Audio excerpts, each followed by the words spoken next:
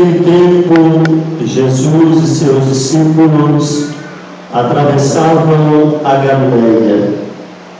Ele não queria que ninguém soubesse disso, pois estava ensinando a seus discípulos. E dizia-lhes: o Filho do Homem vai ser entregue nas mãos dos homens, e eles o matarão. Mas 3 dias após sua morte, ele ressuscitará. Os discípulos, porém, não compreendiam estas palavras e tinham medo de perguntar. Eles chegaram a Cafarnaum. Estando em casa, Jesus perguntou-lhes: o que discutires pelo caminho? Eles, porém, ficaram calados, pois pelo caminho tinham discutido quem era o maior. Jesus sentou-se, chamou os 12 e lhes disse: se alguém quiser ser o primeiro, que seja o último de todos e aquele que serve a todos. Em seguida, pegou uma criança, colocou-a no meio deles e, abraçando-a, disse: quem acolher em meu nome uma destas crianças, é a mim que estará acolhendo. E quem me acolher está acolhendo não a mim, mas àquele que lhe enviou. Palavra salvação. Glória a vós, Senhor. Que as palavras do Santo Evangelho perdoem nossos pecados e nos conduza à vida eterna. Iluminados pela palavra de Deus, nós podemos fazer a seguinte reflexão: é próprio da natureza humana uma tendência muito grande, e quem sabe nós utilizamos como um instrumento de nos proteger, de tentar nos salvaguardar de alguma forma. Diante das notícias ou das realidades que requer de nós uma seriedade maior, ou diante de realidades que necessariamente nós temos que enfrentar, a tendência humana não é enfrentá-las, mas é fugir delas, é procurar alguma solução para escapar. A psicologia diz a isto se chama de fuga, ou como muitos hoje dizem, que é uma tendência, inclusive nesse mundo, a procrastinação, ou seja, a gente vai deixando para amanhã as coisas que nós sofremos para resolvê-las, ou que talvez nos causa dificuldade. A tendência primeira do ser humano é se fechar em relação a estas realidades. Os discípulos de Jesus não foi diferente esta realidade. Veja que o Evangelho de hoje, pela segunda vez, Jesus anuncia a sua paixão. O Evangelho segundo Marcos nos apresenta 3 momentos em que Jesus anunciou a paixão. O que é o anúncio da paixão? É algo muito importante para a nossa dimensão da fé, do seguimento a Jesus.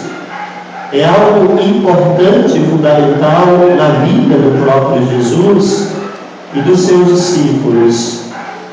É o momento em que Jesus, ele olha para os discípulos diretamente e diz: o Filho do Homem vai sofrer muito, vai ser entregue nas mãos dos homens, vai ser julgado, vai ser crucificado, vai morrer, mas ao terceiro dia ele ressuscitará. O Evangelho nos apresenta 3 momentos em que Jesus insiste em falar disto para os discípulos. Quem se recorda, no domingo passado, nós escutamos o primeiro anúncio da paixão. É sempre Marcos, capítulo 8, 9, 10. Não dá nem para esquecer, não é? Capítulo 8, primeiro anúncio, capítulo 9, segundo anúncio, capítulo 10, terceiro anúncio. Pois bem, quem se lembra do Evangelho de domingo passado deve recordar que Jesus fez o primeiro anúncio da paixão. E eis então que nós temos a atitude de Pedro, que diz: não, Senhor, longe de ti acontecer uma coisa desta. Imagine, nós não queremos que você sofra, nós não queremos que você seja crucificado, nós não queremos que você morra. E Jesus diz a Pedro: vai para longe de mim, Satanás, porque tu não pensas como Deus. Hoje nós escutamos a mesma coisa, mas no capítulo sucessivo. Jesus está caminhando para a Galileia.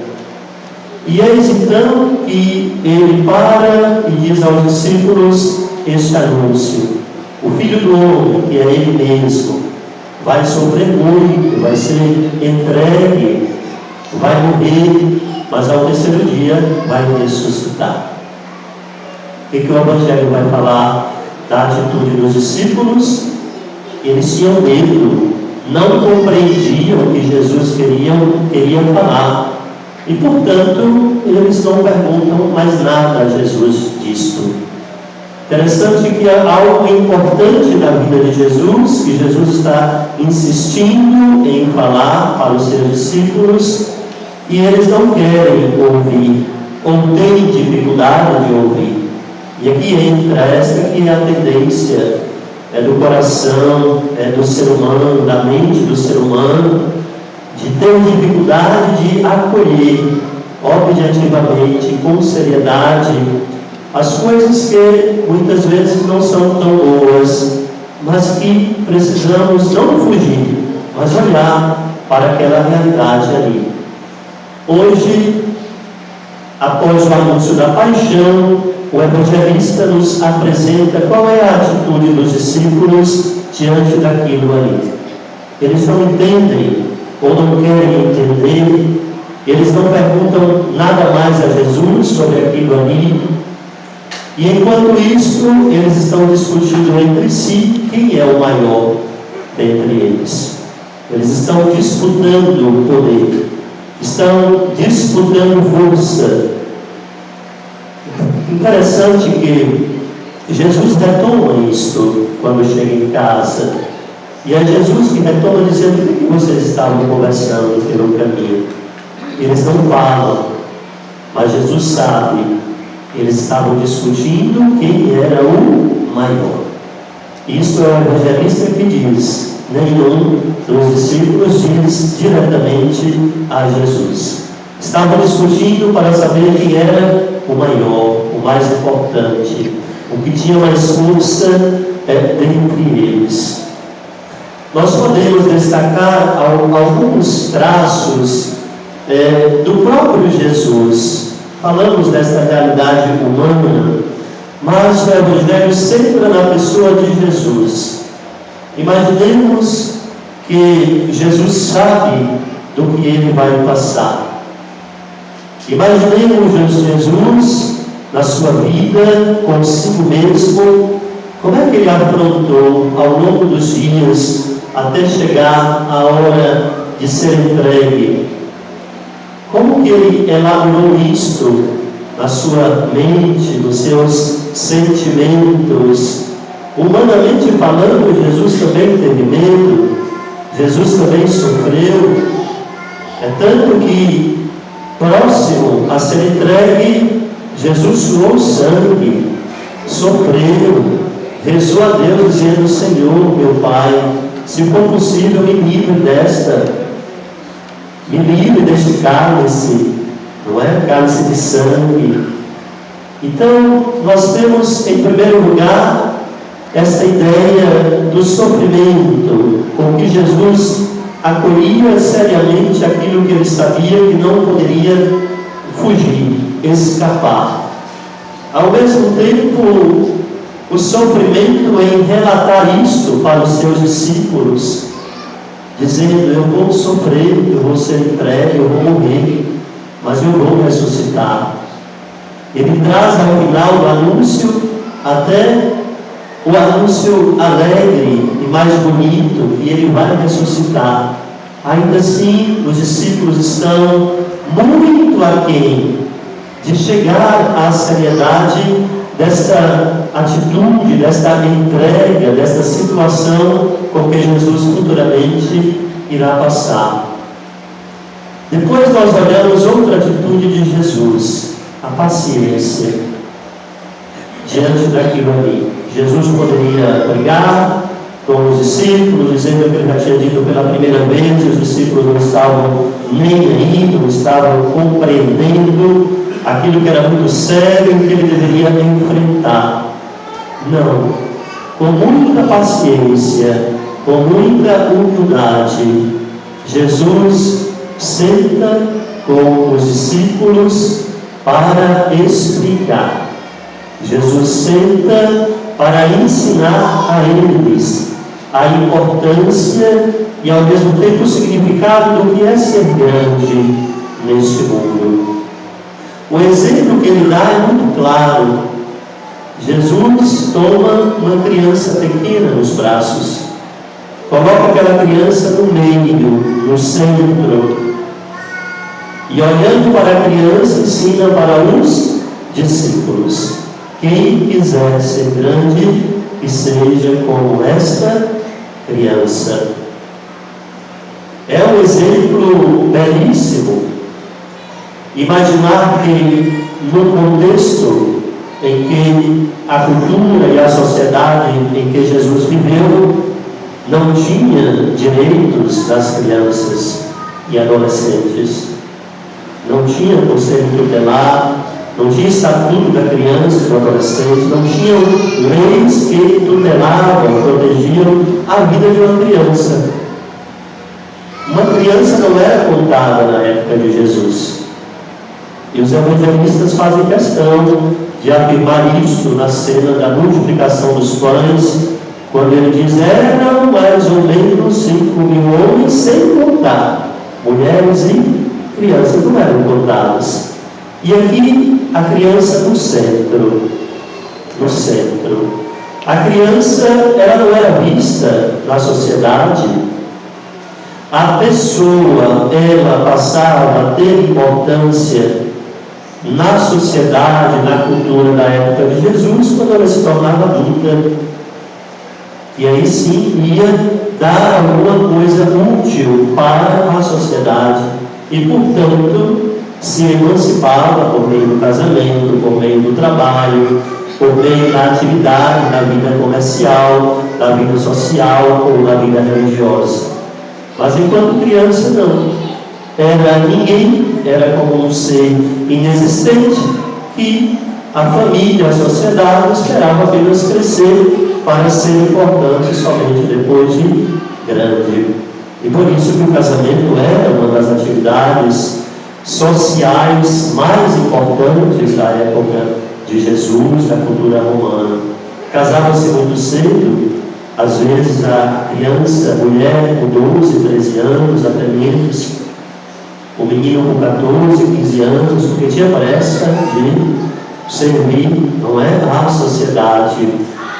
Imaginemos que Jesus, ao tomar aquela criança, ele carrega toda essa mentalidade da sociedade da sua época, para dizer: a criança é totalmente vulnerável, é indefesa, é ingênua. Assim como também ainda hoje, graças a Deus que vivemos numa sociedade que tem leis que tutelam, que protegem os direitos da criança, e naquela época a criança era aquela que dependia providencialmente de tudo dos pais, assim também como hoje, não é? A criança em relação aos pais é algo natural. Os pais é que têm que saber, que têm que proteger, que têm que cuidar, que têm que dar alimento, que têm que dar água, que têm que comprar agasalho, que têm que colocar na escola. Não é a criança que vai exigir isto. É algo que vem naturalmente da responsabilidade. Então, é uma providência total, plena. A criança espera que alguém vá dar a ela isso aí. Imaginemos que quando Jesus toma aquela criança no colo e coloca no centro, podemos imaginar o espanto dos discípulos, o choque. Não é uma realidade que eles jamais pensavam e que Jesus utiliza exatamente para comparar. Quem quiser ser grande, que seja como esta criança. As crianças nos precedem no reino dos céus, não é? Delas é o reino dos céus. Esse exemplo, meus irmãos e minhas irmãs, Jesus dá aos seus discípulos e dá a cada um de nós. Vivemos mergulhados muitas vezes em nossos sentimentos, nossa mentalidade no mundo em que nos prepara para a guerra, para a competição, para sermos os melhores. Ora, se alguém tem que ser o melhor, significa que nós reconhecemos que tem pessoas piores, tem pessoas fracas entre nós, tem pessoas que talvez não vão alcançar exatamente esta ideia, não é? De ser melhor, de ser mais importante. Jesus, ele nos convida a olhar o ser humano a partir da sua dignidade, a partir do seu ser pessoa. É isso que importa a Deus, é isso que importa ao nosso Deus Pai Criador. Veja que a primeira leitura e a segunda leitura vão nos falar da sabedoria. A primeira leitura nos trazendo a realidade dos ímpios, daqueles que não creem em Deus, que não cultivam no coração o amor a Deus, e por isso querem testar a paciência, a bondade, a fé dos fiéis. A primeira leitura é o texto do pensamento dos ímpios, dizendo: vamos testá-lo, vamos colocá-lo à prova, vamos ameaçá-lo de morte, vamos ver se Deus vai livrá-lo mesmo de tudo aquilo que vamos fazer contra esta pessoa, não é?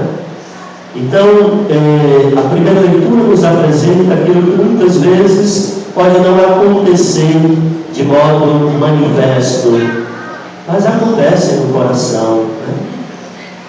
Quantas pessoas que têm o prazer de ver o sofrimento do outro? Isso não é nem desumano, isso é doença, não é? O prazer de ferir a dignidade do outro, aquilo que toca a essência do outro. Depois, na segunda leitura, nós temos a grande virtude exatamente da sabedoria, que não se alicerça na inveja, né? A palavra de Deus é clara sobre isto, né? Mas se alicerça na bondade, na paciência, no amor. A fé, meus irmãos e minhas irmãs, nos faz não competir entre nós, mas sermos resilientes. Quando eu achar que eu sou maior, mais importante do que o outro, é aí que eu preciso ser resiliente. É aí que eu preciso lembrar do exemplo que Jesus me dá. Jesus está me apresentando uma criança, dizendo: olha, você quer ser grande? Seja como esta criança. Seja grande verdadeiramente, né? Não uma grandeza de ilusão, de falsidade, de fantasia, né? Que enche o coração do ser humano, mas amanhã possa ser que o sonho da grandeza acabe.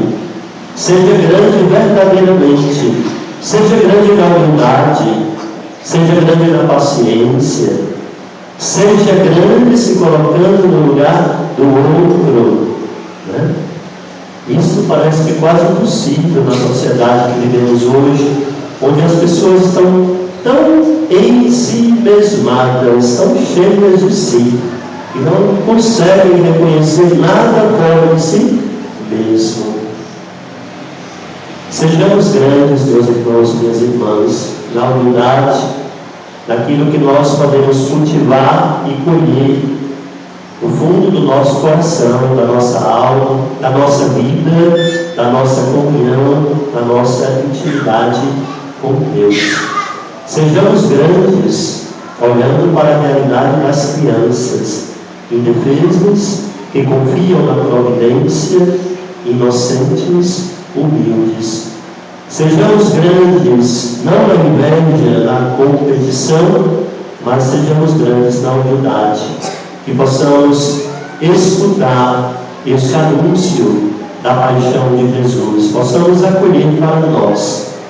Jesus morreu lentamente, a sua vida foi entregue não somente na hora da cruz, mas foi entregue a cada dia. Ele, Deus, esvaziou-se de si mesmo, humilhou-se a si mesmo, e a cada dia foi se entregando, se doando lentamente. Sejamos como Ele também. Não esperemos os momentos drásticos da vida para que a gente tenha e sinta a necessidade de fazer uma profunda experiência de fé em nosso Deus.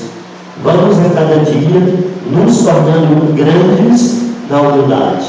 Interessante. A sabedoria de Jesus é imensa, que Ele não diz, não sejam grandes. Jesus não vai ninguém de ser grande, Ele não diz isso. Ele diz, se vocês quiserem ser grandes, que sejam como esta criança. Grandes na humildade.